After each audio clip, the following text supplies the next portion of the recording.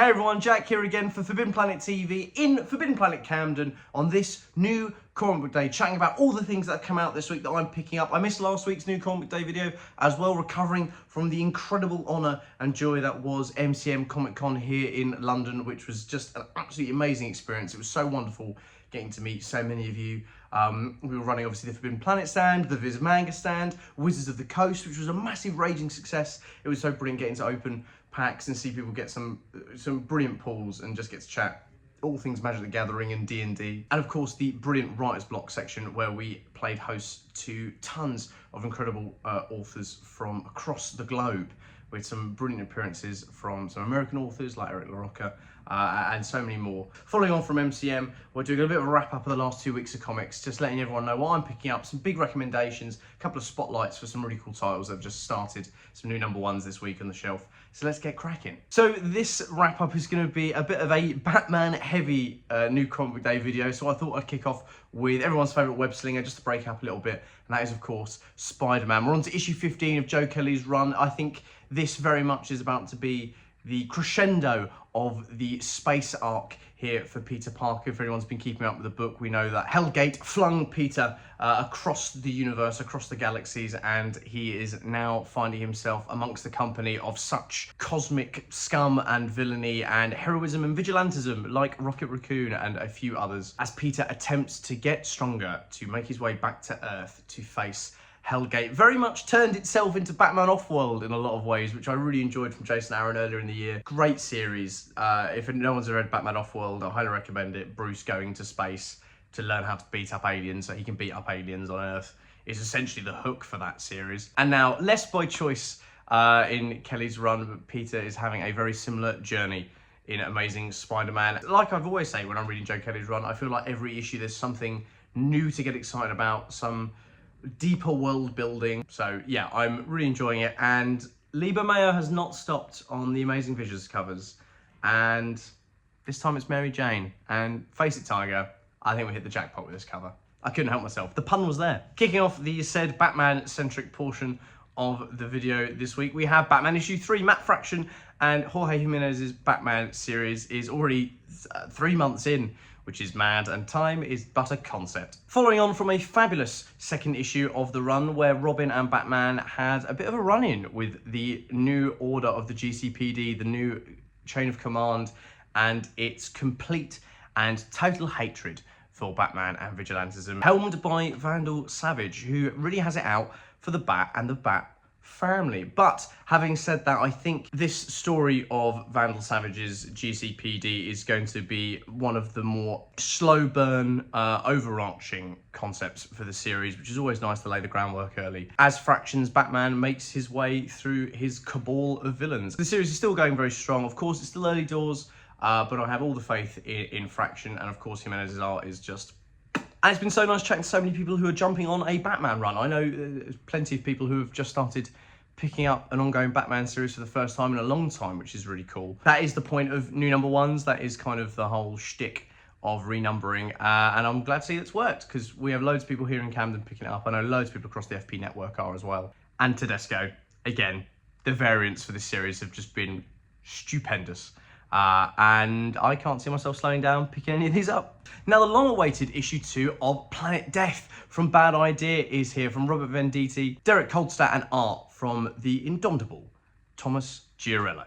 This violent sci-fi survival thriller continues after the long-awaited gap between issue 1 and 2, but it's so worth having a little gap between books and not sticking to a completely monthly schedule. It means the quality of a book is going to be this good. Every panel of this book is so alive. There's so much action in it. It's gorgeous in its viscera to look at. It's so violent. I think I said when issue 1 came out, and it was a way that it's been described in, you know, in the pitch for it, and how Vic described it as well. It's kind of like Warhammer. It feels like this is a space marine in the deepest, darkest future, making his way through hordes of enemies whose his complete disdain for is unabashed and unashamed and physicalized in his brutality, in his need for survival and his need to get home. Very much like Escape, which I've been absolutely adoring from Rick Remender as well. Very similar ideas here in fighting for a cause you believe in to protect the ones that you love in a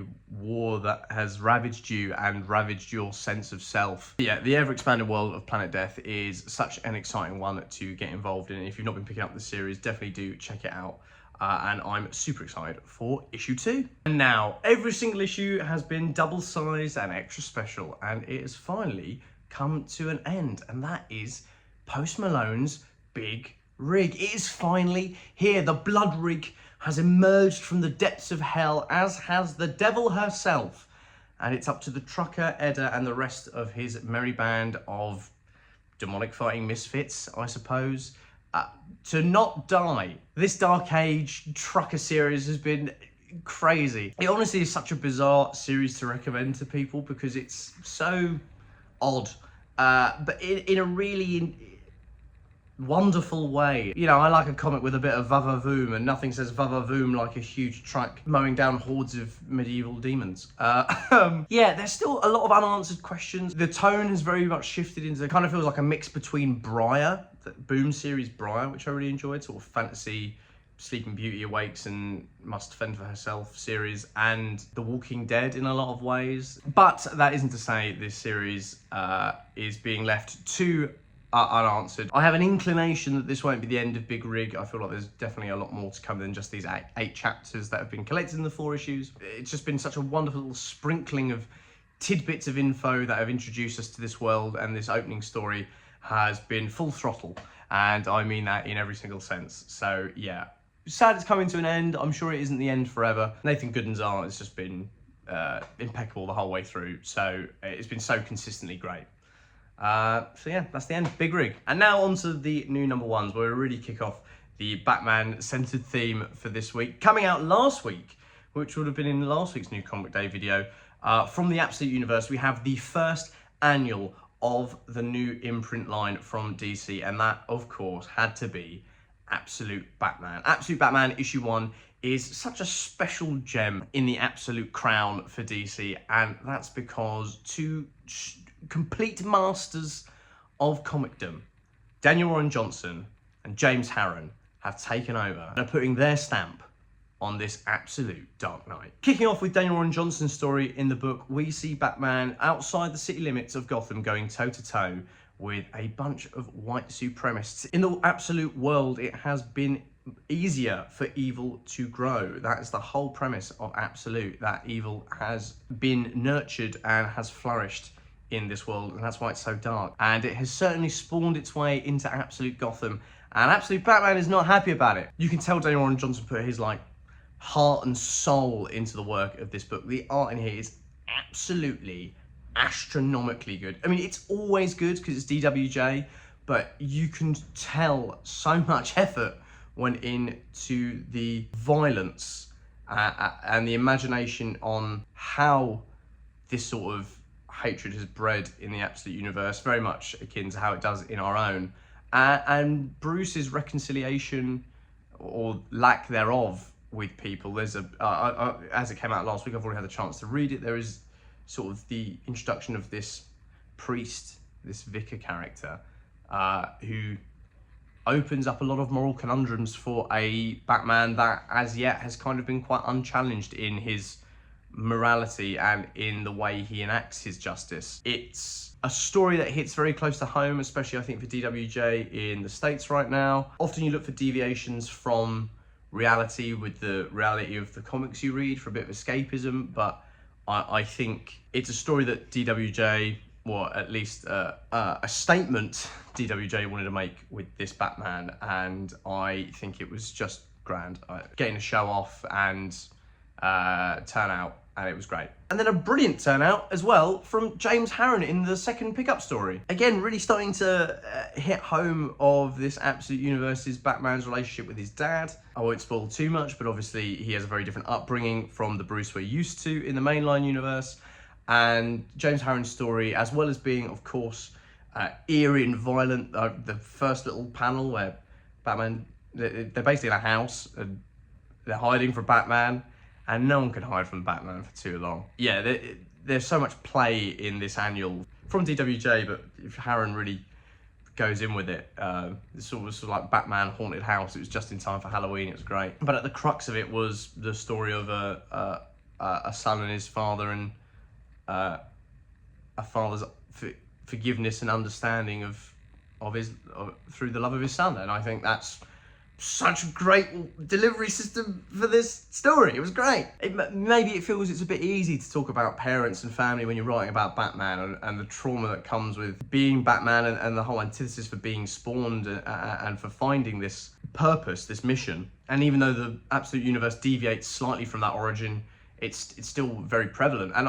But I think there's no such thing as like the easy route when it comes to writing stories like this, because there's so many of them. If you don't nail the landing, it's just going to get lost in the ether of Batman stories about sad Batman and missing parents. And I don't think James Harren misses the mark at all. And I think this annual has been a great jumping on point for so many people who missed out on the start of the Absolute Universe. We've seen loads of people here in Camden picking it up who haven't read any of the Absolute stuff yet, and they just wanted a nice little one-shot to kind of get introduced to it. And this hits the nail on the head for that, and it's been fantastic. So yeah, if you've not picked it up, even if you're not reading Absolute Batman, if you're not reading any of the Absolute titles, if you're not reading Batman, if you haven't read Batman for a while, you get a full, complete understanding of who this Batman is, the world he inhabits, his justice in that world, and for the first proper time, kind of some chinks in the armor of that morality. And yeah, it was brilliant. I loved it. Another big pickup, another huge release this week is, well, it's not your traditional comic, but it is very much still a comic. Ice Cream Man's The Mortal Coil Shuffle Deck of Cards comic book. Genuinely, probably the most creative comic book delivery I've ever seen in my entire life. This is a complete comic book spread across 55 unique cards. Ice Cream Man, obviously Martin Morazzo and Maxwell Prince, at the forefront of comic weirdom and wonder, have decided to release an extra special edition of their Image horror anthology, Ice Cream Man, in the form of a deck of cards. I have been so excited for this since it was announced. Like I said, I think this is so unique. It's so bizarre to have done. There is explicit instructions not to shuffle the cards. You read them 1 through 55. Will I read it 1 through 55 and then shuffle it up? Hell yeah, I will. Knowing them, there's going to be some comic trickery. That means whatever order you read these 55 cards in, you'll get a unique experience in every which way. They are truly masters of the art of comics, and I'm so excited to delve into this deck of cards. Yeah, this is sick, isn't it? And now another series that begins this week, this new comic book day, that is gonna be amazing. I'm sorry, I'm calling it now. I think it's gonna be absolutely off the clock. And that is Alien versus Captain America. Yes, very much akin to the Predator versus series that we've been getting from Benjamin Percy with Marvel and the 20th Century Fox IP. We are now getting it for the Alien franchise. We already had Alien versus Avengers, that 4-issue series from Jonathan Hickman, which saw a world decimated by the xenomorphs and the heroes' attempts to save humanity. But now we go all the way back.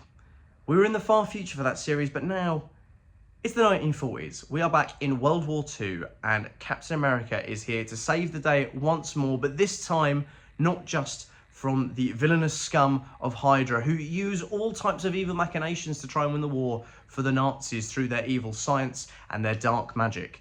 And this time they are calling upon the xenomorphs. That's right, the apex perfect predator has found its way to Earth in the midst of the Second World War, and it is up to Captain America, Bucky, the Howling Commandos, and a host of other characters to face off against the threat of the xenomorphs. Having flicked through it, I am getting really big Alien versus Predator vibes. I think they're gonna go a little ancient with the aliens. I think they're gonna go a little Aztec.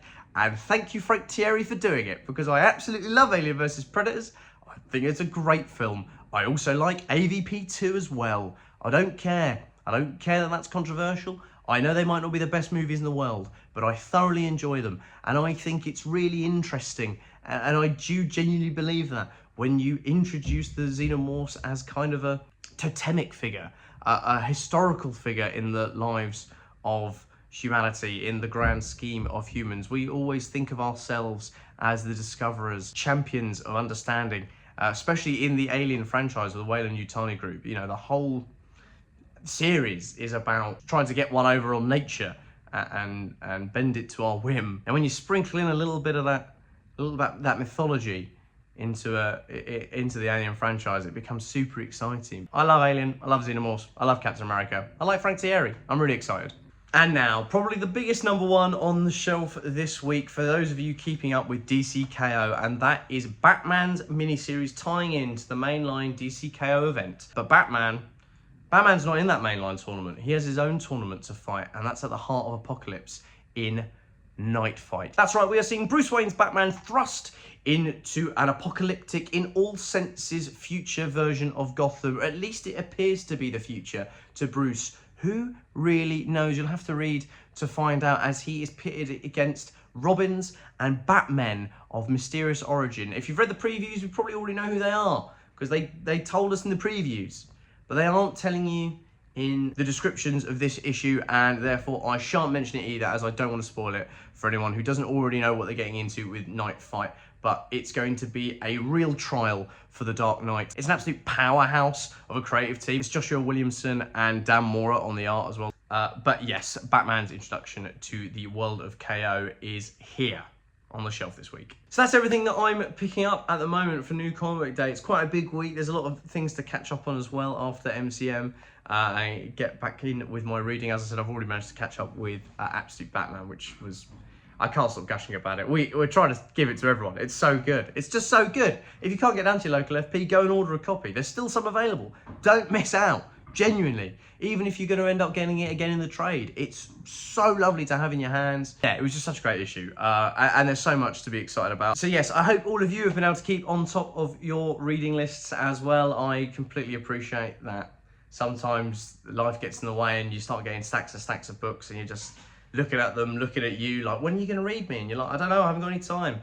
And then when you finally sit down, you just power through and get completely lost in these incredible worlds that we get to enjoy so much, that turn up on the shelf every week. We also have a few signings coming up here at Forbidden Planet Camden that you should be getting excited for, because we certainly are. We have Joel Meadows and Fraser Irving coming to celebrate the second volume of Sherlock Holmes and the Empire Builders. We'll have them here on the 8th of November for a signing, which is going to be super exciting. All the details for that can be found in a link down below. And as well, here at Forbidden Planet Camden, another signing, which is going to be a wonderful treat. We have Dwayne Murray all the way over from Canada and Ahmed Rafat as they celebrate the release of the collected edition of Who Are the Power Pals from Dark Horse Comics, a really fun little mini-series. We can't wait to welcome them here on the 14th of November, so 2 signings in 2 weeks. I know what you're thinking.